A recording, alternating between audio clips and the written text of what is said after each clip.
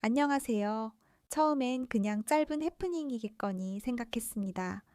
누군가 잘못 보낸 메시지 하나, 그저 그런 오해로 끝날 줄 알았습니다. 하지만 그건 시작에 불과했습니다. 며칠 전부터 저는 모르는 번호로 메시지를 계속해서 받기 시작했습니다. 누구지? 하고 무시하려고 했지만 그 내용이 도저히 평범하다고 보기 어려웠습니다. 공공 씨, 남편 관리 좀 잘하세요. 그 사람 요즘 너무 날뛰네요. 처음 봤을 땐 웃음이 나올 뻔했습니다. 아니, 저희 남편은 늘 정시에 퇴근하고 주말이면 아이들과 공원 나들이를 가고 아침마다 커피를 타주면서 오늘도 힘내라고 말하는 사람이에요. 무슨 드라마 설정이라도 된다는 건가 싶었죠. 그래서 답장도 안 했고 무시했습니다. 그냥 또라이인가 보다 했습니다. 그런데 그 다음 날 또 메시지가 왔습니다. 저 허언증 아니에요. 씨가 공경회사 다니는 것도 알아요. 고향이 공공인 것도 알고 있고요. 그쪽에 대해서도 다 알고 있어요. 이쯤 되니 오싹했습니다. 제 신상 정보를 꿰고 있는 낯선 사람. 그 여자는 정말 진지했고, 이젠 장난이나 실수로 넘기기엔 너무 구체적이었습니다. 처음엔 남편이 저 여자에게 무슨 잘못이라도 했나? 라고 생각했습니다. 왜 나한테 이러는 건데? 그 사람이 뭔 일을 벌였든 나랑은 상관없잖아? 그런데 점점 머릿속에 이상한 그림 하나가 그려지기 시작했습니다. 혹시 우리 남편이 앞에서는 다정한 가장이면서 뒤로는 완전히 다른 삶을 살고 있는 거 아닐까? 사실 요즘 이상하긴 했어요. 예전에는 주말만큼은 무조건 가족 시간이라며 아무 약속도 안 잡던 사람이 최근 몇 달 사이 회사에 일이 너무 많다. 사장님이 출장 갔다 오셔서 내가 팀 정리를 맡게 됐다. 라며 자주 주말에도 출근하기 시작했거든요. 그런데 정작 회사 사람들 모임은 줄었고 어디를 다녀왔는지도 애매하게 얼버무리는 일이 많아졌어요. 그러면서도 집에는 여전히 잘 들어오고 아이들에게 자상하게 굴고 제 생일에는 작은 선물도 빠뜨리지 않았어요. 그래서 의심이 무뎌졌던 거예요. 그런데 남편 간수 좀 잘하라는 여자, 내 정보를 줄줄 읊는 그 여자, 이건 그냥 무시하고 넘어갈 일이 아니라는 걸 이젠 저도 알았습니다. 그래서 하루는 남편이 평소보다 일찍 들어온 저녁, 아이들을 재워놓고 남편의 핸드폰을 몰래 보기로 마음먹었습니다. 식탁 위에 던져둔 핸드폰. 비밀번호가 걸려 있었어요. 예전엔 없던 패턴 잠금. 그것도 남편이 제가 보지 않게 살짝 돌려가며 설정했던 게 문득 떠올랐습니다. 그땐 왜 그걸 대수롭지 않게 넘겼을까? 저는 그 자리에서 기억나는 모든 번호를 눌러봤습니다. 우리 결혼 기념일, 아이 생일, 남편 생일, 다 안 풀렸습니다. 이거 정말 숨기는 게 있구나. 그렇게 조용히 혼자 분노와 조급함을 눌러가며 패턴을 다시 시도하려는 순간 남편이 화장실에서 나와 제 모습을 봤습니다. 내 핸드폰은 왜 만지고 있어? 정적. 순간 온몸이 굳었습니다. 저는 아무 말도 하지 못한 채 폰을 내려놓고 그를 바라봤습니다. 남편은 목욕 가운을 입은 채 물기마저 마르지 않은 머리로 저를 바라보고 있었습니다. 그 눈빛 속엔 놀람, 당혹, 그리고 조금의 분노가 섞여 있었습니다. 무슨 일인데? 왜 내 폰을 보고 있어? 그 순간 제가 받았던 메시지, 낯선 여자의 말투, 기묘할 만큼 잘 짜인 현실이 머릿속을 스치고 지나갔습니다. 그리고 제 안에서 뭔가가 결심되기 시작했습니다. 평소에 저는 남편의 핸드폰을 제대로 본 적이 없습니다. 서로 신뢰하자는 말, 서로에게 제 예의는 지키자는 약속을 그대로 믿었기 때문입니다. 그래서 남편은 제가 그 폰을 들고 있는 모습만으로도 얼굴에 대놓고 왜? 라는 표정을 지었습니다. 뭐해? 갑자기 내 폰으로 뭐해? 그 말투조차 어딘가 방심한 사람의 여유처럼 느껴졌습니다. 아, 어플 좀 쓸 거 있어서. 아이폰은 내가 잘 몰라서. 잠깐만. 저는 그렇게 어플을 확인하는 척하며 카카오톡을 열려 했습니다. 역시나 잠금이 걸려 있었습니다. 이쯤 되면 평범한 의심 수준이 아니라는 생각이 들죠. 자기 아내에게조차 메신저를 이중 잠금까지? 하지만 멈출 수 없었습니다. 이걸 열지 않으면 그동안 그 낯선 여자가 말해왔던 기묘한 퍼즐 조각들이 결코 맞춰지지 않을 것 같았어요. 그렇게 폰의 갤러리 앱을 열었습니다. 그리고 그 안에서 봐서는 안 될 것들을 마주했습니다. 처음 보는 여자와 한 침대 위에 누워있는 사진. 눈빛도 손끝도 누가 봐도 연인처럼 포개져 있는 둘. 거기서 끝이 아니었습니다. 메시지 앱을 열었을 때 화면엔 이렇게 쓰여 있었습니다. 오늘도 만나줘서 고마워. 당신 없으면 진짜 못 살 것 같아. 세상 누구보다 당신이 좋아. 손끝이 떨렸습니다. 숨을 쉬는데 숨이 턱턱 막혔습니다. 한순간 머릿속에서 윙 하는 소리가 나며 제 안에서 뭔가 무너져 내렸습니다. 그 여자, 날 협박한다고만 생각했던, 미쳤다고까지 여겼던, 계속해서 남편 간수 잘 하라고 말하던 그 여자.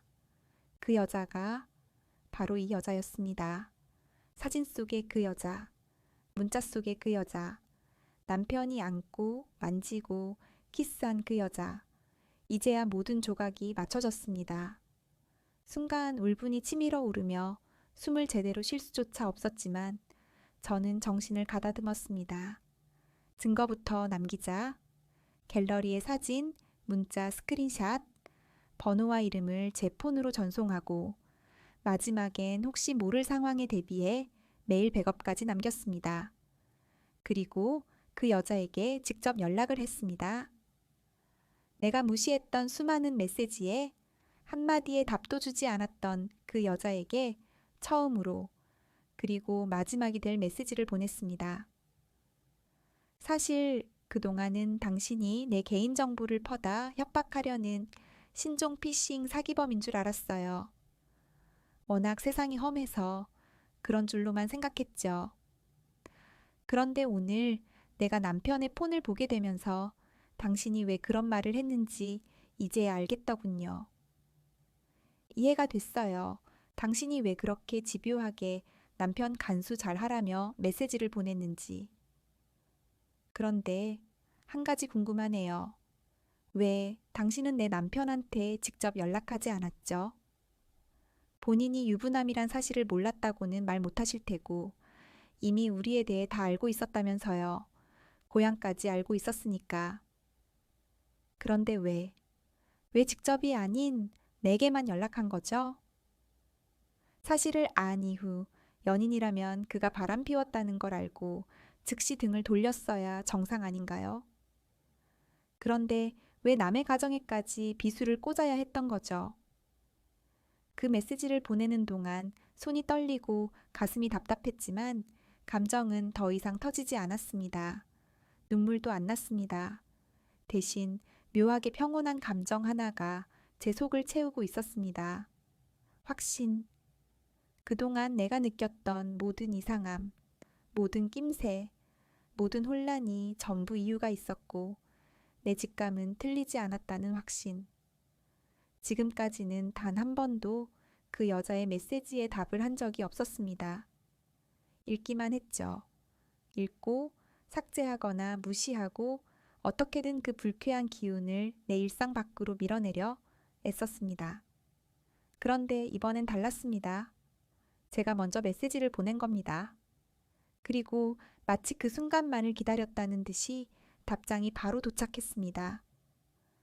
마치 그녀는 제가 언젠가는 말을 걸어줄 거라는 걸 이미 알고 있었다는 듯이요. 그녀의 메시지엔 생각지도 못한 감정의 스토리 하이가 담겨 있었습니다. 남편과의 만남은 그녀가 일하던 카페에서 시작됐다고 하더군요. 처음엔 남편이 유부남이라는 걸 전혀 몰랐다고 했습니다. 그 사람이 그렇게 다정하게 웃고 대화를 잘하고 늘 여유 있어 보였어요. 솔직히 한번 보고 그냥 스쳐갈 수는 없겠더라고요. 그녀는 그렇게 말했습니다. 그리고 둘은 자연스럽게 연락을 주고받기 시작했고 몇 번의 만남 끝에 사귀게 되었다고 했습니다. 그때까지만 해도 남편은 결혼했다는 사실을 숨기고 있었던 겁니다. 하지만 어느 날 남편의 핸드폰에 아내라는 이름으로 전화가 오는 화면을 그녀가 직접 보게 되었고 그제서야 모든 것을 알아차렸다고 합니다. 이쯤에서 저는 솔직히 그 여자의 말을 믿고 싶지 않았습니다. 그냥 똑같은 불륜녀고 지금은 내가 들킨 걸 핑계대며 합리화하는 거라고 생각하고 싶었습니다.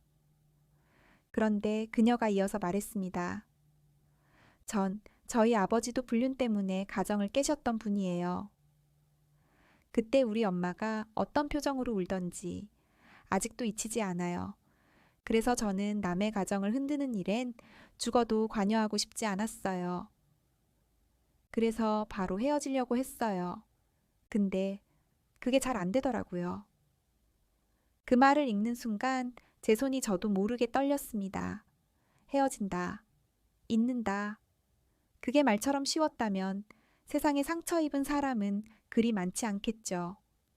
그녀는 이어서 말했습니다. 그래서 생각했어요. 당신 남편한테 메시지를 보내서 다 알았다, 그만하자고 하면 과연 그 사람이 똑바로 반응할까? 아니면 거짓말 하나 더 보태서 또 나를 구슬릴까? 결국은 그쪽도 나도 둘 다 이용당한 거 아니냐는 생각이 들더라고요. 그리고 그녀는 이렇게 말했습니다. 그래서요, 이왕 이렇게 된 거 차라리 같이 작당해서 그 사람을 망가뜨리는 건 어떨까 싶었어요.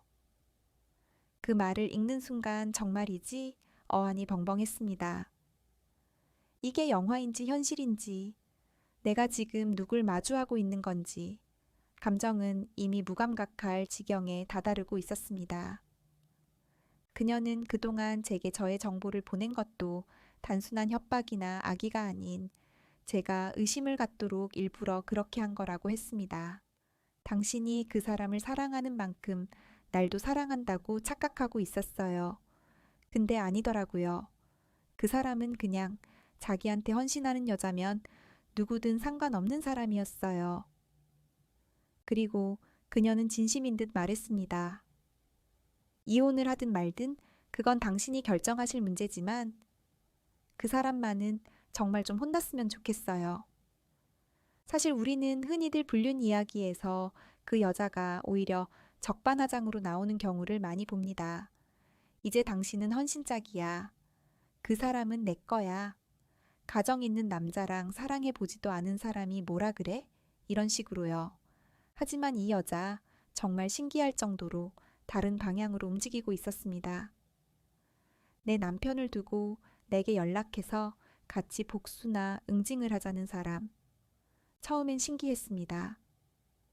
그냥 신기했습니다.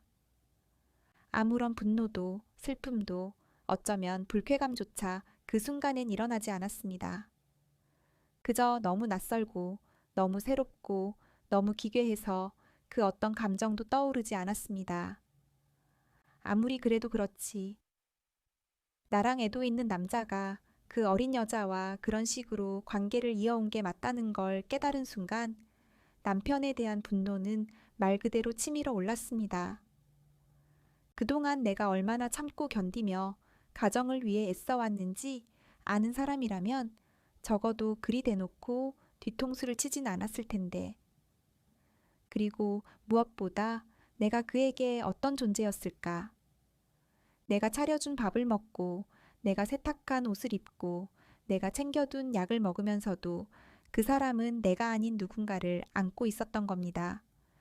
그 여자가 제게 전해준 사진들, 둘이 나란히 호텔 창가에 서 있는 모습, 얼굴은 정면이 안 나왔지만 그 사람의 시계, 그 사람의 셔츠, 그 사람의 뒷모습, 그 어느 하나도 부정할 수 없는 살아있는 증거들이었습니다. 그녀는 조심스럽게 말했습니다. 사진들 중 일부는 일부러 찍었어요. 혹시 나중에 당신이 알게 되면 그때 드리려고요. 그리고 그녀는 또 덧붙였습니다.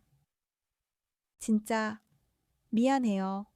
몰랐던 게 죄는 아니겠지만 당신 마음 다치게 한 건 맞으니까요. 처음엔 그녀가 정말 터무니없게 느껴졌습니다.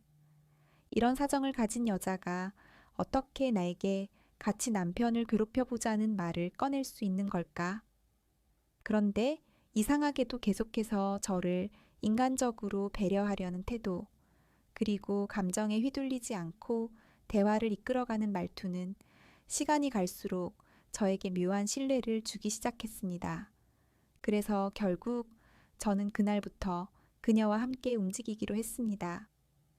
일단은 모든 증거를 정리하고 혹시 법적 대응을 하게 될 상황에 대비해 대화 녹취와 카카오톡 캡처, 갤러리 사진 백업까지 준비를 했습니다. 그러면서도 마음 한구석은 복잡했습니다. 회사에 이걸 터뜨릴까? 공개적으로 치욕을 안겨줘야 속이 풀릴까? 아니면 그냥 법적으로 깔끔하게 정리하고 아이와 함께 새 출발을 할까? 하지만 바로 그 아이가 제 결정을 매번 가로막았습니다. 엄마, 아빠 언제 와? 아빠랑 자전거 타러 가고 싶어. 그 말을 들을 때마다 그 사람을 완전히 끝장내는 선택이 과연 아이에게도 좋은 길인지 끝없이 흔들리게 됐습니다. 그래서 저는 다르게 복수하기로 했습니다. 남편이 가장 불쾌해할 수 있는 방식, 바로 역으로 바람을 피운 척하는 것. 그녀에게 살짝 말을 꺼냈더니 의외로 그 여자가 웃으면서 말했습니다. 그거 괜찮은 아이디어인데요. 그녀는 바로 친구 중에 저보다 10살 넘게 어린, 인상도 부드럽고 어디 봐도 요즘 연애하는 느낌이 나는 남자를 소개해줬습니다. 이 친구는 말 그대로 역할만 해주는 거니까 편하게 하세요. 사진 몇 장 찍고 필요한 메시지 몇 개 만들고 그렇게만 하시면 돼요. 그렇게 저는 처음으로 복수를 위한 연기를 시작했습니다. 평소 입지도 않던 원피스를 입고 꽃다발을 들고 사진을 찍었습니다. 밝은 조명 아래 생일처럼 케이크 앞에서 팔짱을 낀 채 웃는 사진, 차 안에서 살짝 기대어 찍은 사진. 정말 딱 사귀는 사람들처럼 보일 수 있도록 최대한 정성 들여 각도를 잡고 분위기를 만들었습니다. 그리고 그 사진들을 익명 계정으로 남편에게 전송했습니다.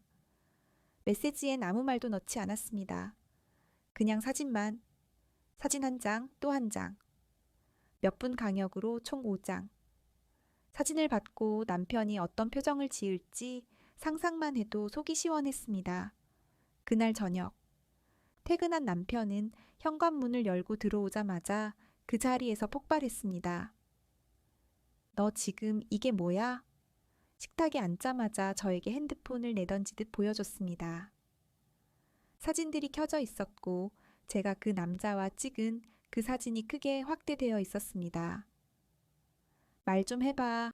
대체 이게 뭐냐고. 너 누구야, 저 남자? 저는 그제야 느꼈습니다. 남편의 얼굴이 처음으로 위기를 느끼는 표정으로 바뀌었다는 걸.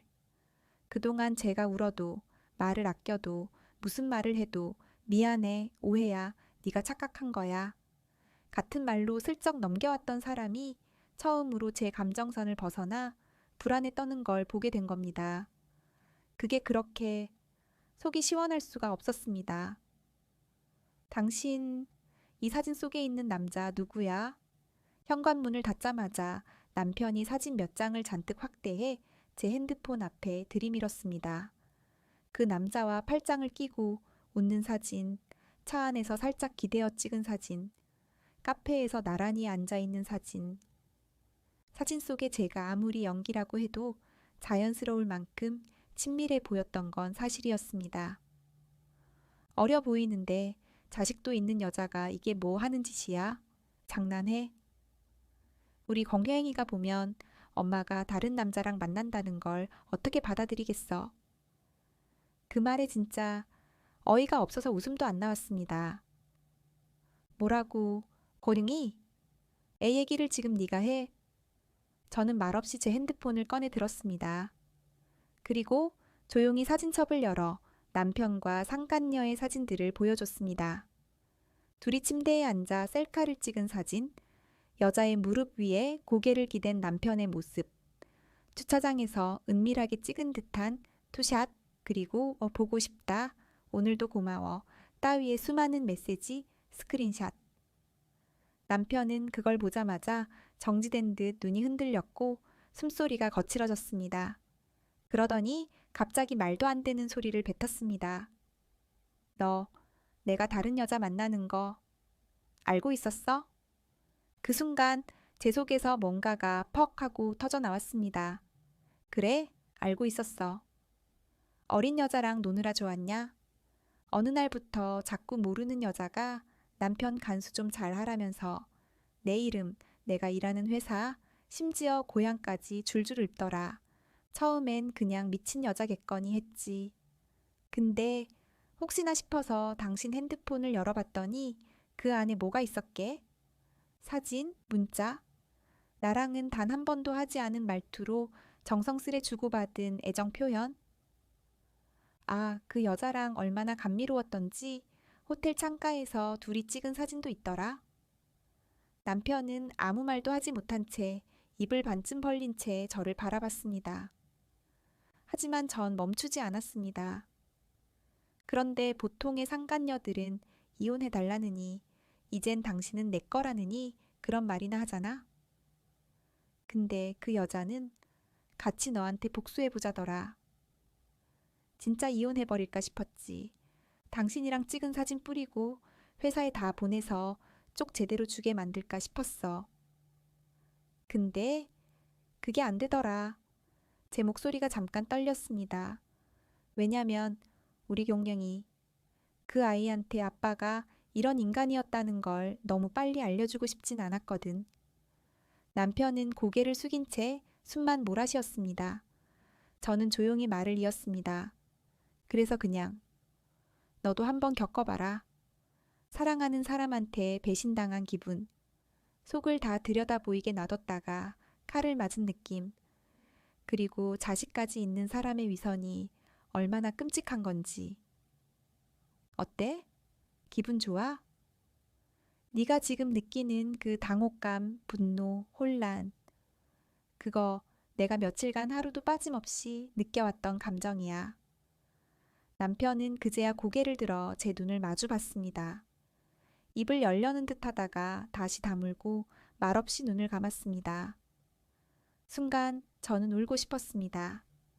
그가 미워서가 아니라 이 모든 감정을 설명해야만 한다는 현실 자체가 서러워서.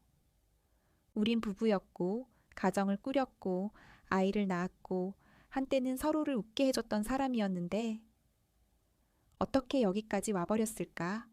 말이 없는 남편. 그 모든 걸 들었는데도 그 흔한 변명 한마디 없이 입을 굳게 다문 채 조용히 앉아있는 남자. 그 모습이 되려 더 불쾌하고 더 허탈했습니다. 그 사람이 말을 못하는 이유가 정말 죄책감 때문이었는지 아니면 자신도 당황했기 때문이었는지 이젠 구별도 되지 않았습니다. 전 조용히 일어났습니다. 거실 문을 열고 아이 방으로 들어갔습니다. 그 조그만 아이는 무슨 일인지도 모른 채 자기 침대에 조용히 누워 자고 있었습니다. 그 모습을 보는 순간 참았던 눈물이 쏟아졌습니다. 아이를 조심히 업고 아무 말 없이 조용히 현관문을 열고 그 집을 나섰습니다. 밤바람이 생각보다 차가웠습니다. 한 손으론 아이를 감싸 안고 한 손으론 눈물을 닦았습니다. 참 이상했어요. 그토록 하고 싶던 말, 그토록 쏟아붓고 싶던 진심을 전부 말했는데도 속은 더 답답했습니다. 정말 이 모든 걸 한 번에 비워냈어야 했을까? 아니면 그냥 모른 척 참고 살았어야 했을까? 이미 바람을 한 번 피운 사람은 또 다른 유혹 앞에서 더 쉬워지기 마련이라는데 지금 내 옆에 다시 들어온다 해도 내가 어떻게 믿고 살아야 할지 정말 두려웠습니다. 한참을 걷고 어딘가에 멈춰 섰을 때 폰에서 알림이 울렸습니다. 그녀였습니다. 어떻게 됐어요, 언니? 잠시 망설였습니다. 답을 할까 말까. 하지만 결국 짧게 메시지를 보냈습니다. 시원하게 말했어. 그래도 집에서 나왔어. 지금 갈 데도 없고 무서워. 정말 무섭다는 말이 그렇게 제 입에서 나올 줄은 몰랐습니다. 내가 겪은 건 이혼도 폭력도 아니었고 단지 배신이었지만 그 배신은 내 일상 전체를 뒤흔들 만큼 커다란 충격이었습니다. 그녀는 말없이 계속 메시지를 보내왔습니다. 언니, 그냥 다 잊고 새롭게 사는 거 어때요? 진짜 그 인간 때문에 울지 말아요. 나도 후회돼요. 처음부터 안 만났으면 좋았을 사람. 그 말들이 이상하게 마음을 더 아프게 했습니다. 분명히 그녀는 죄인이었고 내 가정을 흔든 장본인이었는데 어느 순간부터 내가 가장 솔직하게 마음을 터놓을 수 있는 사람이 그녀가 되어 있었다는 사실. 그게 너무 비참하고도 씁쓸했습니다. 잠시 숨을 고르고 조용히 마지막 메시지를 보냈습니다. 고마웠어. 근데 이젠 그만 연락하자. 내 인생에 이 일 더는 남기고 싶지 않아. 그녀는 잠시 후 조용히 답했습니다. 네, 미안해요. 정말 미안했습니다. 그 말 이후 그녀에게서 연락은 오지 않았습니다. 그리고 저 역시 그날 밤 이후로 남편에게도 아무런 말을 건네지 않았습니다. 정말 묻고 싶습니다.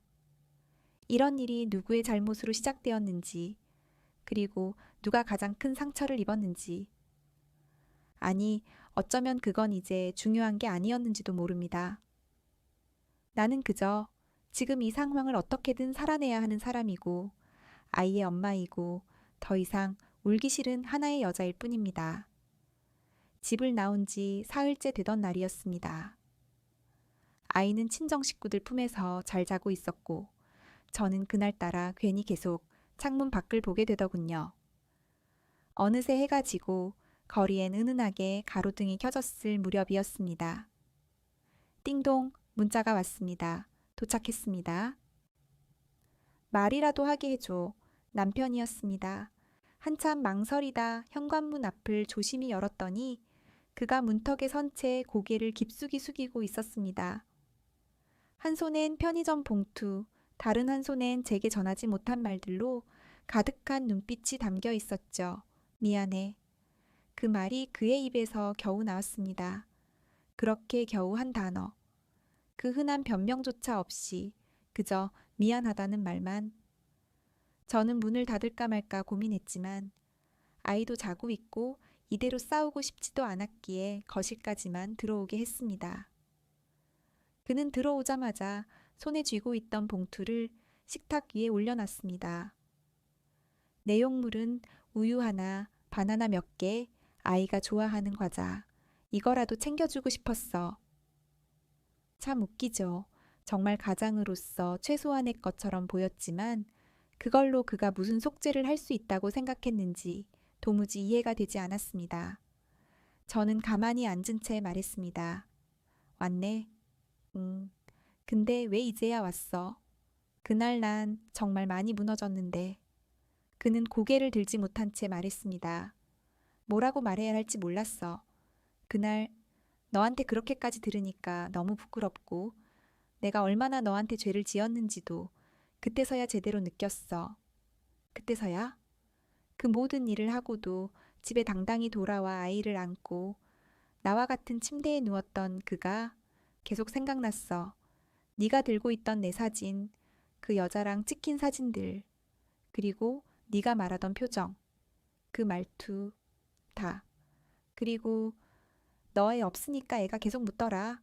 엄마는 언제 와? 그 말 듣는데 진짜 미치는 줄 알았어.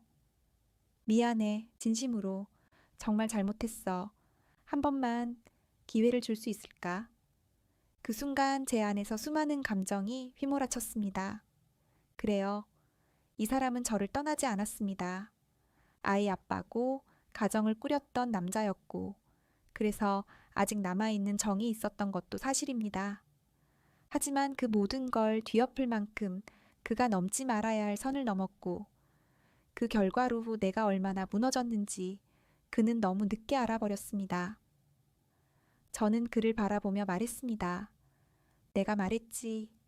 아이 때문에 너 회사 잘리면 아이 교육도 힘들고 이혼하면 애가 받을 상처가 걱정된다고.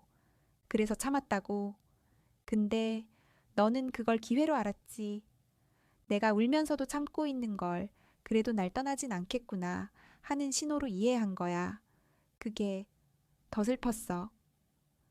남편은 눈을 질끈 감았습니다. 한 번만 용서해주면 앞으로는 진짜 다르게 살게. 약속할게. 앞으로 어떻게 다르게 살 건데? 너만 바라볼 거고 애한테도 더 잘할 거고 그 여자는 연락 끊었어. 정말이야. 저는 조용히 일어나 말했습니다. 네가 어떤 사람인지 이제 알았고 내가 어떤 여자였는지도 이제 알겠어. 당장 답은 못해. 하지만 나는 지금 혼자서도 잘 살아볼 생각이야. 그 말에 그는 입술을 꾹 깨물었습니다.